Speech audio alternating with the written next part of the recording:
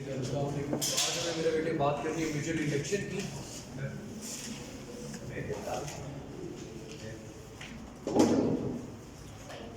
Electromagnetism हमारे chapter का नाम था। टॉपिक बहुत बहुत बहुत इंपॉर्टेंट है, लॉन्ग के लिहाज से, शॉर्ट के लिहाज से। और अगला जो क्वेश्चन इसका बहुत इंपॉर्टेंट ट्रांसफार्मर है उसको समझने के लिए मेरे बेटे फोर्थ इश्यू में सबसे पहले कोशिश कीजिए कि आपका ध्यान सिर्फ फोर्थ पे हो, mutual induction.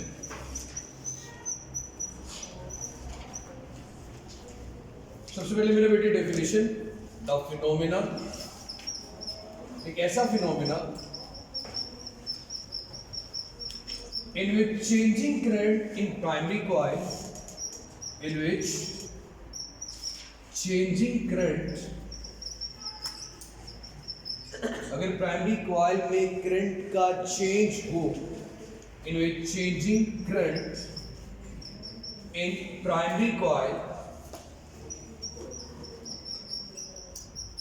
induces an EMF,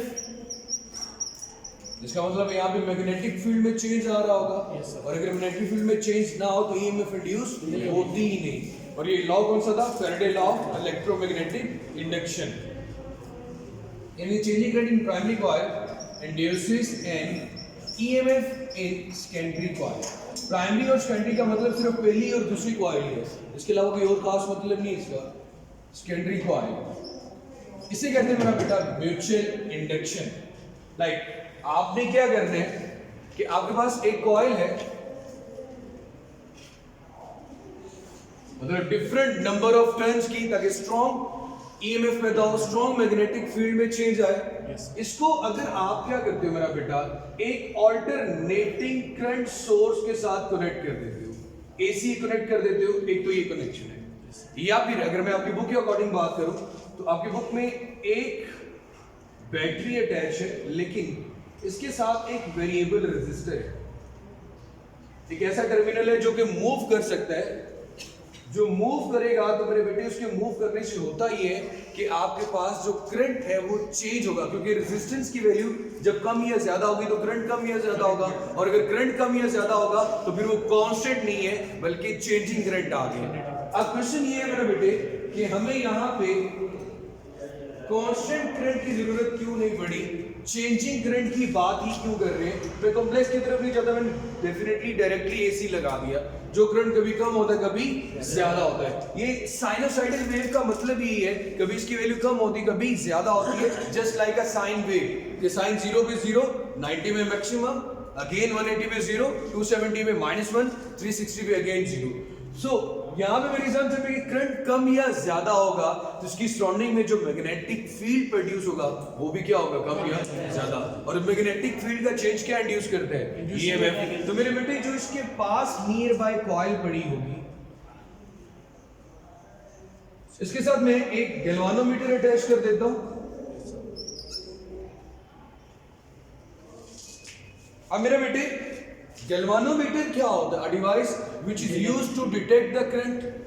measurement की बात नहीं कर रहे, डिटेक्शन की बात कर रहे। जरा एक्टिव होके बैठे, बांधनी पी लिया आपने। Which is used to detect the current. तो मेरे बेटे इस कॉइल को हम नाम दे देते हैं प्राइमरी का, इसको हमने नाम दे दिया सेकेंडरी। इन दोनों में डिस्टेंस थोड़ा कम है, अगर बहुत ज्यादा डिस्टेंस रखोगे तो हो सकता है इसकी सराउंडिंग में जो मैग्नेटिक फील्ड है उस पर कोई असर अंदाज ही ना हो। अब मेरे बेटे इसमें ऑल्टरनेटिंग करंट फ्लो कर रहा है, ऐसा करंट जो कभी कम हो रहा है कभी ज्यादा हो रहा है। इसके कम या ज्यादा होने से इसके अंदर एंटर्ड होने वाली मैग्नेटिक फील्ड लाइंस वो भी कम या ज्यादा होगी। जब कम या ज्यादा होगी इसके अंदर क्या इंड्यूस होगा, ईएमएफ। और ईएमएफ के इंड्यूस होने से गैल्वेनोमीटर क्या देगा आपको, फुल डिफ्लेक्शन, जो इस बात का प्रूफ होगी कि इस कॉइल में करंट के चेंज की वजह से इस कॉइल में क्या इंड्यूस होगी, ईएमएफ। और इस प्रोसेस को क्या कहते हैं, म्यूचुअल इंडक्शन। देखो इसके साथ आपने किसी किस्म का कोई सोर्स कनेक्ट नहीं किया हुआ, लेकिन अगर इसमें ईएमएफ इंड्यूस हो रही है तो उसकी रीजन एक ही है, change in magnetic field. Change in magnetic field. Again question कि मैग्नेटिक फील्ड का चेंज कैसे यहाँ पे आ रहा है? ना तो आप कॉइल को मूव कर रहे हैं, ना आप यहाँ पे कोई मैग्नेट लाके मूव करवा रहे हैं, सिर्फ और सिर्फ यहाँ पे मैग्नेटिक फील्ड के चेंज की रीजन आपके पास चेंज इन करंट है। चेंज इन करंट है, जो या तो आप वेरिएबल रेजिस्टर कनेक्ट करते हैं बैटरी के साथ, तब करंट में चेंज आ जाएगा, या फिर आप इसके साथ कोई अल्टरनेटिंग करंट सोर्स लगा दें। ऐसा करंट जो कम भी हो रहा है, ज्यादा भी हो रहा है, तो अल्टरनेटिंग करंट के कम या ज्यादा होने से इसकी सराउंडिंग में पैदा होने वाला मैग्नेटिक फील्ड भी क्या होगा? कम या ज्यादा। तो इसके पास पड़ी हुई कॉइल में जो number of magnetic field lines हैं, कभी वो कम पास होंगी, कभी वो ज्यादा पास होगी। हमारा लेना देना कम या ज्यादा से नहीं, हमारा लेना देना चेंज से है, चाहे वो कम हो चाहे वो ज्यादा हो। अगर चेंज होगा तो क्या इंड्यूस होगी मेरा बेटा? ईएमएफ। इस प्रोसेस को क्या कहेंगे? Mutual induction.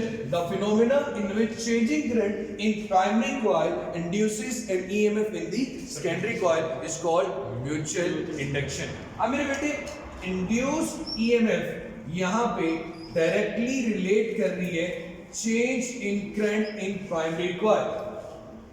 मैंने डेल्टा का साइन किसके लिए यूज किया मेरा बेटा? Change in current. यहां तक क्लियर है मेरा बेटा? अब आपकी बुक के अकॉर्डिंग डेरिवेशन करें। सो यहां पे change in primary current with respect to time, तो कितने टाइम में कितना चेंज आ रहा है प्राइमरी करंट में, तो वो डायरेक्टली किससे रिलेट कर रहे हैं? Induced EMF in the secondary coil. Secondary के लिए साथ एस लिख दिए, ठीक हो गया मेरा बेटा?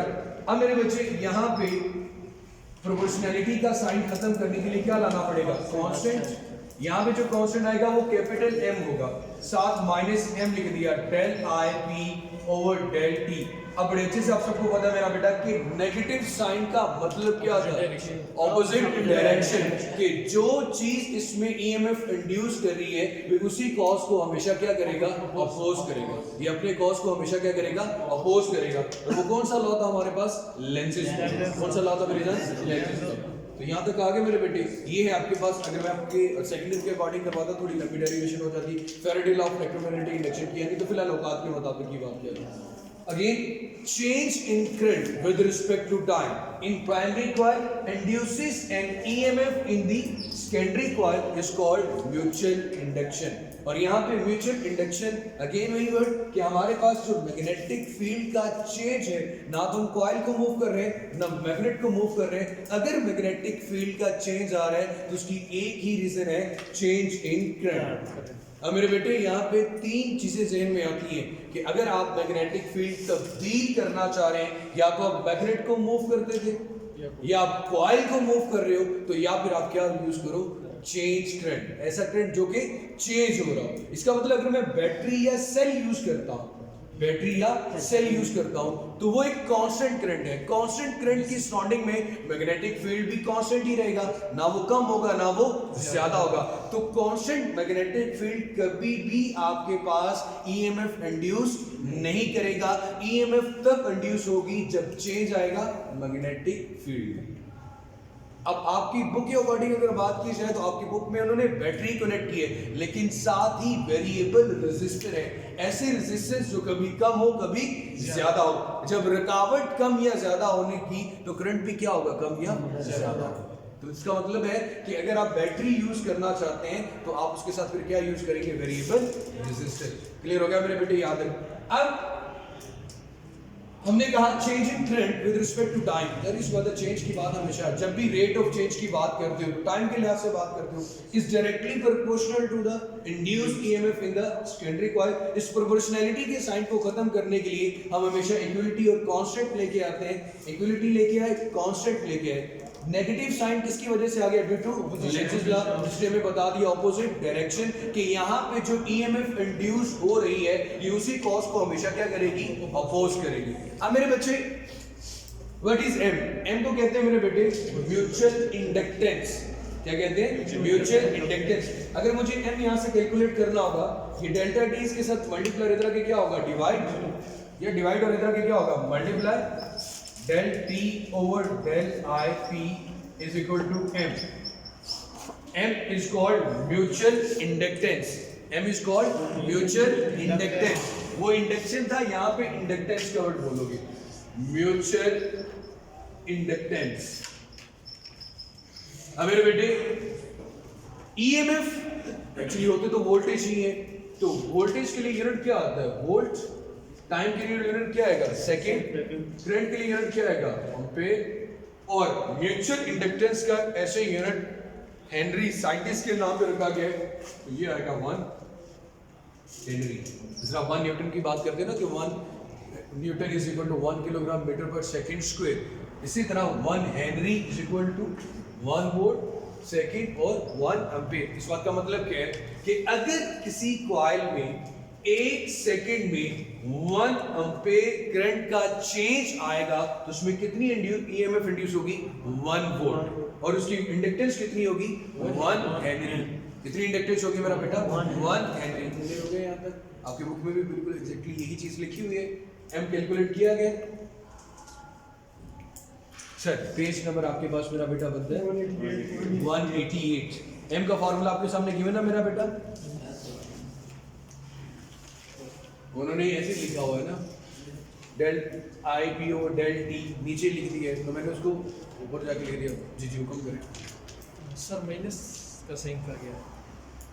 देखो मेरे बेटे, जब हमें किसी टर्म को डिफाइन करना हो, यूनिट को डिफाइन करना, शुरू में हमने नेगेटिव का साइन लगा दिया ये चीज बताने के लिए, साथ रीजन भी मेंशन कर दी कि नेगेटिव साइन का मतलब यहाँ पे ये है। फिर मुझे एक यूनिट को डिफाइन करना है, तो नेगेटिव साइन कभी यूनिट को डिफाइन करने में हमें किसी किस्म की कोई रुकावट नहीं देता।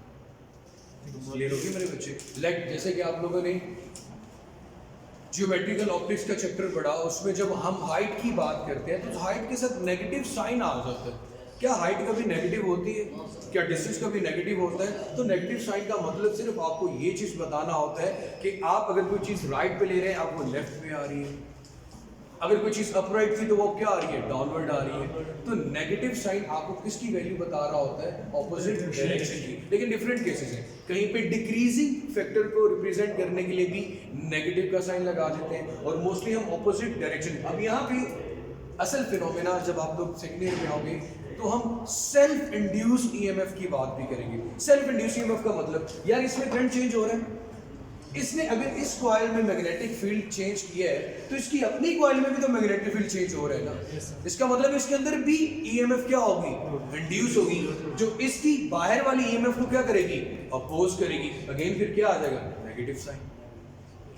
उसे कहते हैं सेल्फ इंड्यूस ईएमएफ। लेकिन जितनी औकात है उसके मुताबिक की बात करें, वो जब डिटेल में देरी सी बात है, सेकेंड ईयर में आके पढ़ोगे। यहाँ तक कोई इशू है तो मेरा बेटा बता दिया। अगेन बता देता हूँ, करंट में चेंज की वजह से प्राइमरी कॉइल में सेकेंडरी कॉइल का ईएमएफ का इंड्यूस होना, that is called mutual induction. Mutual induction में जो ईएमएफ इंड्यूस हो रही है, जो वोल्टेज पैदा हो रहे हैं इस कॉइल में, वो डायरेक्टली रिलेट करते हैं कि प्राइमरी कॉइल में जो करंट का चेंज है वो कितना आ रहा है? Del I P over del T. और नेगेटिव साइन किसकी वजह से आ रहा है मेरा बेटा? आपके पास ऑपोजिट डायरेक्शन की वजह से। ये हमारे पास इसके एम जो कांस्टेंट फैक्टर है, that is called mutual inductance, और इसका यूनिट क्या होता है? हेनरी। एंड डिफाइन 1 हेनरी, तो आपने बता दिया कि अगर एक कॉइल में 1 एम्पीयर का करंट का चेंज आएगा 1 सेकंड में, तो कितनी इंड्यूस होगी ईएमएफ? 1 वोल्ट। उसकी इंडक्टेंस कितनी होगी? 1 हेनरी। तो ये तो मेरा बेटा आज का हमारा टॉपिक। यही काम ट्रांसफार्मर में यूज किया जाएगा। ट्रांसफार्मर की भी 2 ही कॉइल होती है, एक प्राइमरी दूसरी सेकेंडरी। एक को आपने अल्टरनेटिंग वोल्टेज दिए होते हैं, दूसरे को वोल्टेज नहीं दिए होते। तो अपना बहुत सारा ख्याल रखें। कुछ नहीं जीत रहे, भाग रहे, चैनल सब्सक्राइब करने।